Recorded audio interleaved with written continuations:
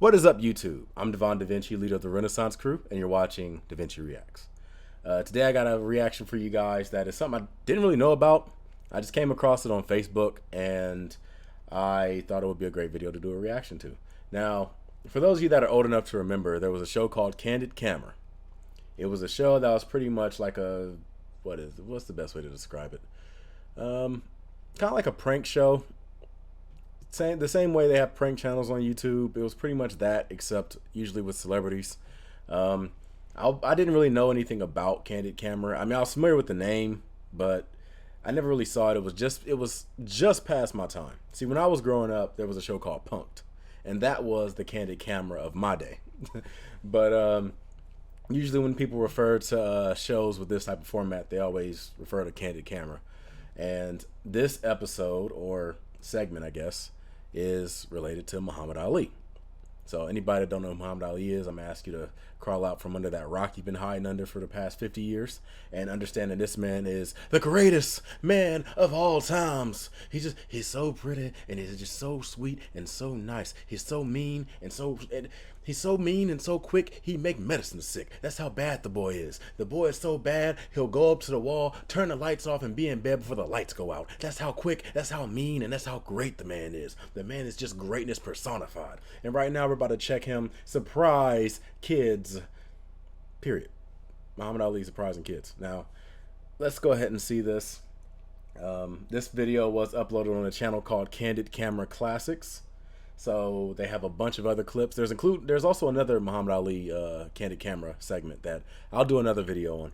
But if you want to go and check out some more episodes of Candid, you never know what celebrities might pop up on it, because it is an older show. It might have some older celebrities as well.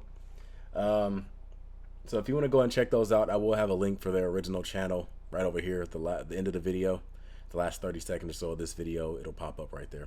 It'll take you to their channel. You can subscribe and things like that. Also, if you want to check out the original video, it's in the description box down below. I always highly encourage you to watch the original before you watch the reaction. That way you can give the original content creator a view, and they can continue to make these videos because they'll be getting paid off of it.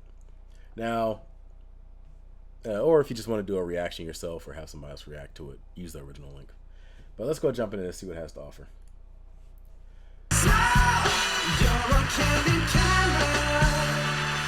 We went to a grammar school in Greenwich Village, and we got the kids to write a theme entitled, "What I Would Do If I Could Meet Muhammad Ali."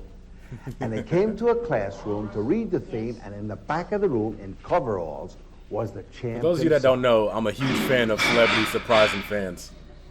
Look at him. My name is Muhammad Ali. I'm the greatest fighter of all time. Just stop Joe Frazier. Now I'm gonna whoop George Foreman again. You wanna fight George Foreman? I'm gonna whoop them all. You recognize me, man? Who am I? Muhammad All Ali. right, What's my name? happening? Give me a shake.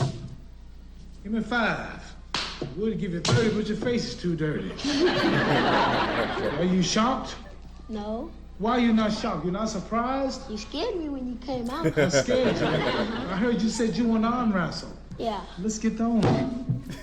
Let's get on. Go.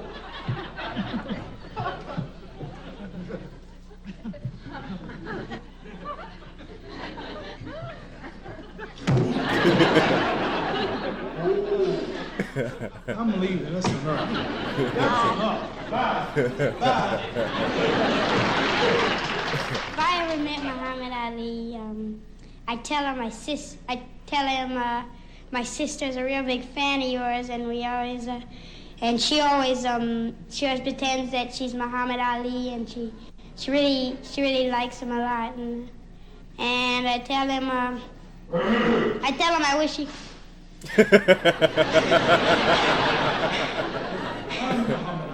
What you gonna tell me now, boy?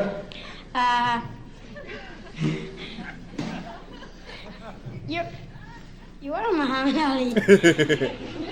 You want to meet my sister? I'd say hello for one thing, and I don't really know. Well, I'd be very excited, and I would Oh!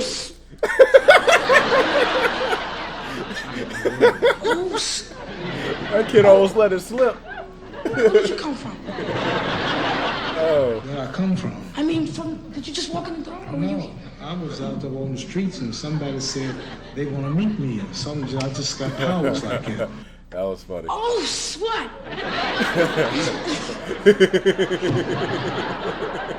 And now, ladies and gentlemen, you're going to see 5 seconds in the life of a kid he'll never forget, mixing it up with the champ. How about that? Are you scared?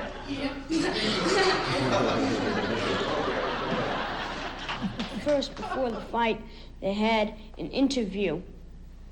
And in the interview, they were both...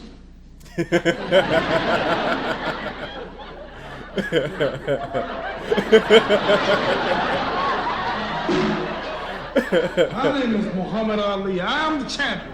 I am the greatest. I will whoop him. I can't lose. And I'm always here to prove I am the greatest. And what you gonna say about that? You know that fight that you had about that, with that white man with the mustache, and you knocked him down at the Chuck end? Rubner, yeah. Yeah, I think that. And you were fighting with him before they had an interview. You were fighting with him before the thing happened. You said to him, no, he said to you, I'm gonna mess up your pretty face. That's what he said. Right? And my pretty face is not messed up though, is it? And then you said, when you get into What are you boxing, afraid of? What did I say? When you get into what? You said, when you get into that ring, you're gonna be asking yourself, why are you Why here? are you here?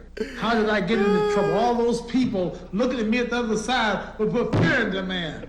Right, well, I think that What do you sometimes think? you have to have confidence. Because, What are you telling me? I have too much? No, I think that sometimes you do use, and you say that, like say, I am going to beat him, you know, but it's better than saying, oh, I think I'm gonna lose. But Because- I do beat him. Right. Let's go talk. Let's go. Talk.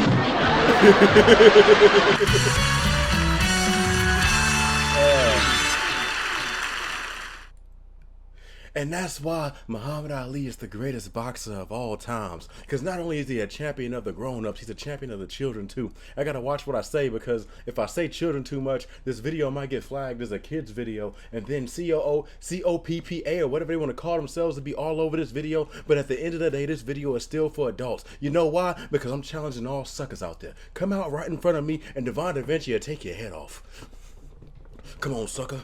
Come on, sucker. You can't handle the greatest of all time. You can't look at the foot. You can't see the footwork, but the footwork is great. Trust and believe me. Devon DaVinci don't lie. But at the end of the day, this is something I always enjoy, seeing celebrities surprise fans. I have other videos on this channel with celebrities surprising fans, celebrities surprising street performers, and things like that. I will have some more of those videos up as well. A lot of times I just find myself watching videos like that because it's just fun and happy, like seeing people meet their idols, even though they say you're not supposed to meet your idols because you never know what they're gonna do. I say it's okay to meet your idols as long as it's in a controlled environment. If there's cameras and stuff around, chances are they're not going to go too wild. But either way, if you have any videos out there that are similar to this, be sure to leave them in the comment section and I will be checking those out.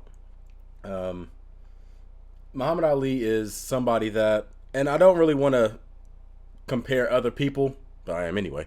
Muhammad Ali is a dying breed of celebrity. Somebody that was willing to sacrifice his own personal well-being for the betterment of other people.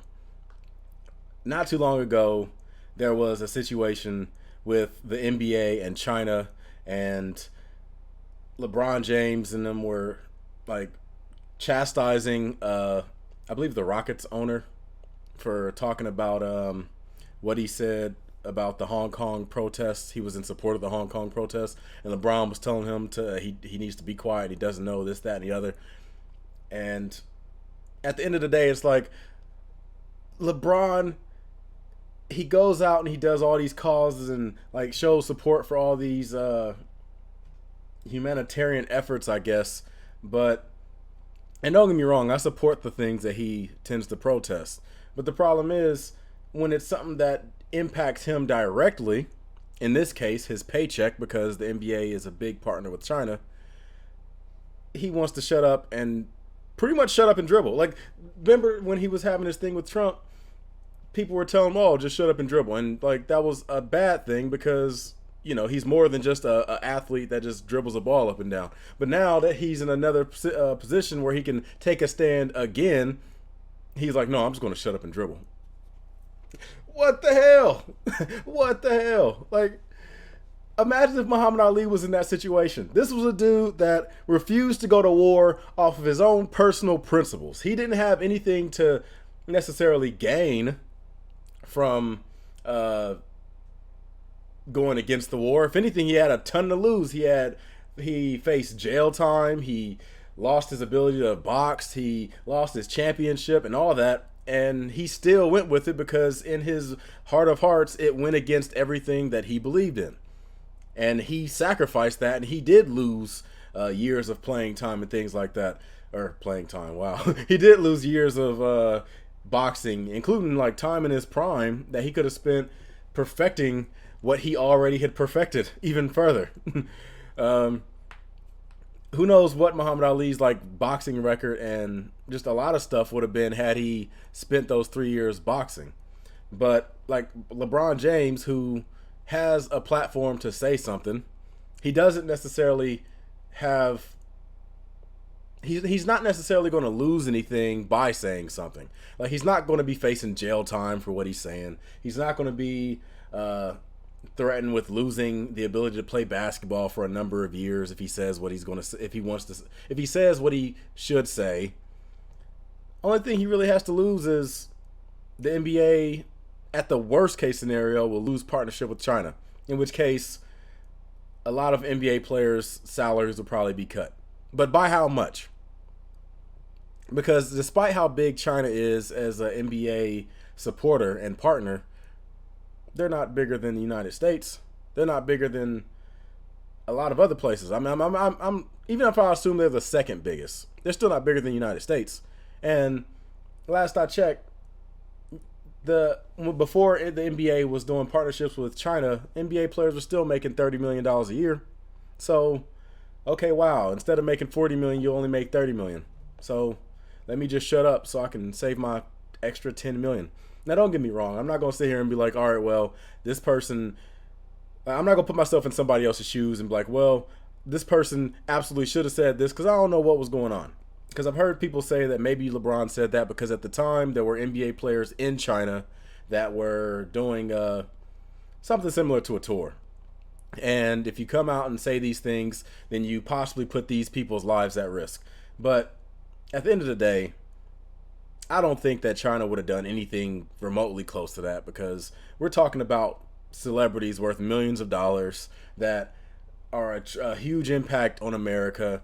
If you were to have done something to NBA players, chances are you would have had the bulk of the United States on your ass, period. Despite the differences LeBron James and Donald Trump have, this is something that would not have turned out well if China would have tried to do something to those NBA players. But at the end of the day, like, it upset me because I'm not a huge fan of LeBron. I mean, I'm a fan of his. I would consider him the third greatest NBA player of all time, on the verge of cracking number 2, because like, it depends on context. With Kareem, depending on how you want to look at it, I still consider Kareem Abdul-Jabbar to be the second greatest basketball player of all time. LeBron is closing in on second. He's third right now. But saying that, I did have respect for the dude for stuff he was doing off the court. Starting his own school that takes care of underprivileged kids. Been able to be vocal and speak out against stuff that he personally disagrees with, or he finds something worth speaking on. I appreciate that. I appreciate athletes that don't just sit around and keep their mouth shut because they're worried about their own paychecks or whatever else.